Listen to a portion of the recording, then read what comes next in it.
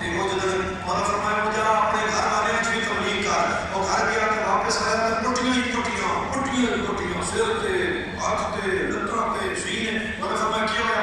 اس نے کہا بڑا ہی ماریا ماں پیو جدوں میں نے دسیا کہ میں محمد عربی دا کلمہ پڑھ لیا تے میں تھوڑے تو پوچھنے آیا ابو میں بھی ہاتھ جاواں، میں بھی بس درازی کراں، میں زبان درازی کراں، میں اطاعت گزاری نہ کراں، میں نافرمانی کراں. کوئی اور پیر ہوتا تو آدھا ڈان چاہ تے پیو دا بھی سر کھول تے ماں دا بھی قبر پوری کر دے.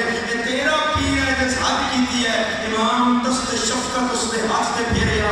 امام فرمایا یمنی گھر واپس جاؤ اور ان کی خدمت میں اضافہ کرو تاکہ تنہائی میں بیٹھ کے کبھی تو سوچے میرے نانا کا مذہب کیسا ہے.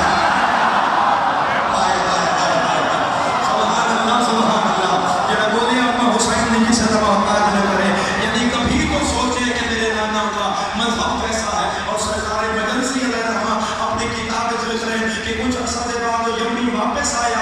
ایسی خدمت اس کا حکم امام صادق کی تھی کہ میرے مولا نے پیروں کے ساتھ لا کیا کہ مولا صرف ماں باپ نہیں میرا پورا قبیلہ مسلمان ہو گیا ہے.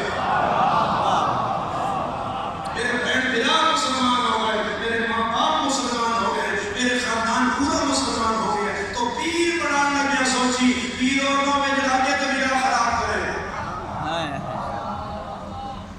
پیر ہی ایسا بنا، پیر ہی ایسا بنا چھوڑ کے جڑا راہ راست دسے، راہ ہدایت دسے.